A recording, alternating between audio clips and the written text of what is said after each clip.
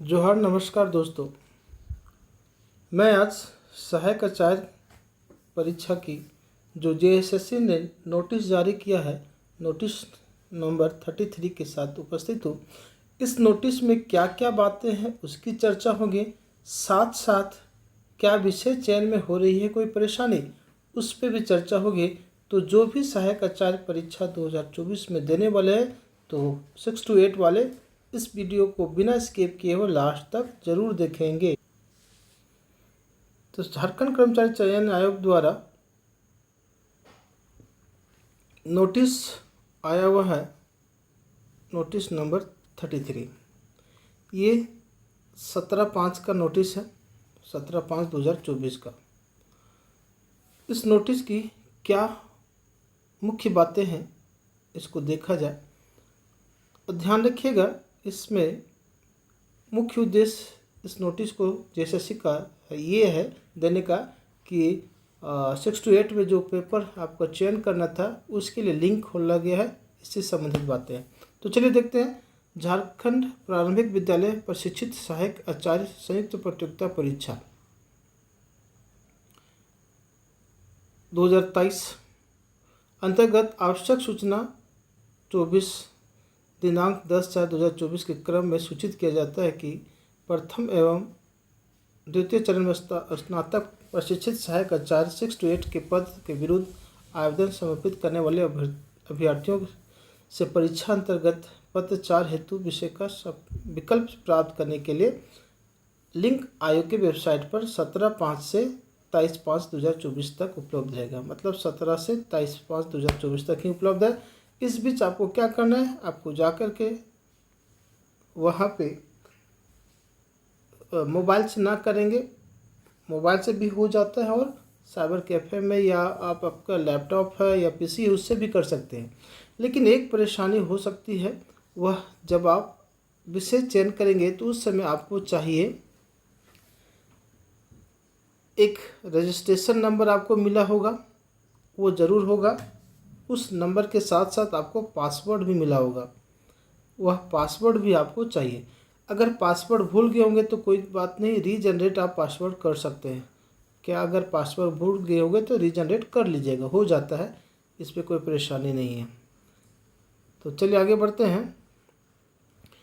प्रथम और द्वितीय चरण में स्नातक प्रशिक्षक आचार्य कक्षा 6 से 8 के पद के विरुद्ध आवेदन समर्पित करने वाले अभ्यर्थियों को निर्देशित किया जाता है कि निर्धारित अवधि में पत्र 4 हेतु विषय का विकल्प देना सुनिश्चित करेंगे।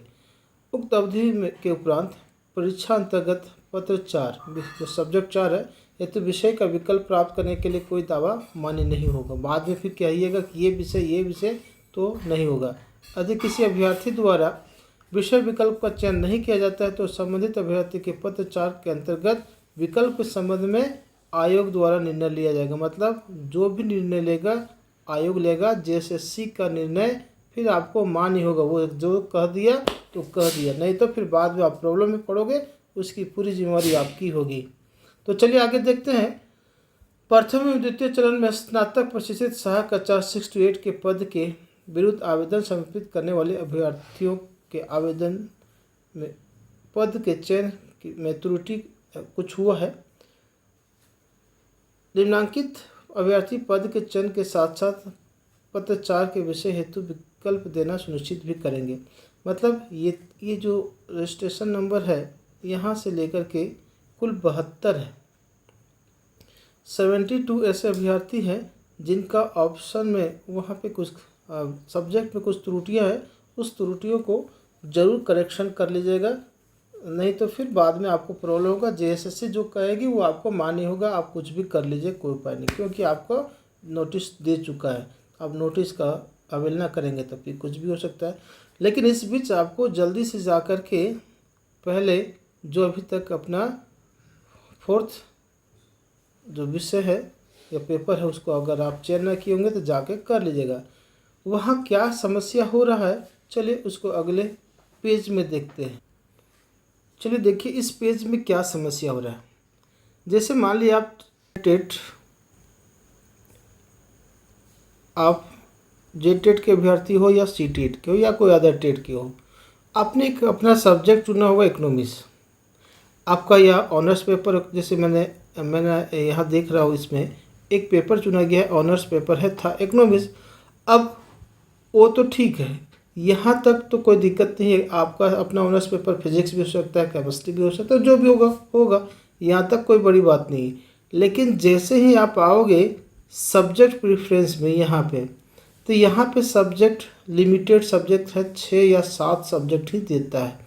अब उसमें तो अब विद्यार्थी क्या किसको चुने, ज्योग्राफी को सबसे नंबर 1 में ले कि कोई और सब्जेक्ट ले। जैसे यहाँ पे आप देख रहे हैं कि एक अभ्यर्थी ने पहला कैटेगरी में ज्योग्राफी लिया है, दूसरा में हिस्ट्री है, तीसरा में पोल साइंस है, पॉलिटिकल साइंस। तो ये तो ले लिया गया है, उनकी इच्छा होगी वो उन्होंने सब्जेक्ट अपने अनुसार चयन कर लिया। लेकिन क्या बाद में कोई दिक्कत करेगा?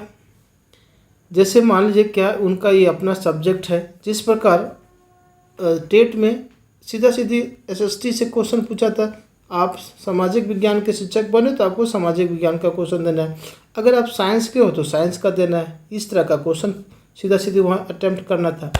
अब यहाँ समस्या यही हो रहा है, या आप थोड़ा सा सोचोगे कि मेरा ऑनर्स इकोनॉमिक्स है, एक ले लो अगर लेने की इच्छा है, उसके बाद वही सब्जेक्ट चयन कीजिएगा जिसकी आपकी पकड़ अच्छी होगी, उसके अनुसार आप अपनी तैयारी को जारी रखेंगे। ये चीज़ ध्यान रखिएगा।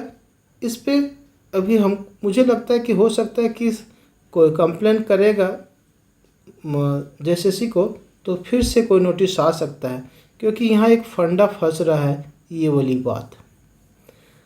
तो चलिए देखते हैं जेएसएससी क्या करती है आगे, उसके लिए तो हम लोग आगे देखेंगे। लेकिन पत्र का जाके जल्दी से चयन कर लीजिए, समय आपके पास कम है, जो भी आपको दिया गया है उसको जा करके चयन कर लीजिए, जितने भी 6-7 सब्जेक्ट है उसके अनुसार आप चयन करके भर लीजिए, फिल कर लीजिए, बाकी जो होगा वो बाद में।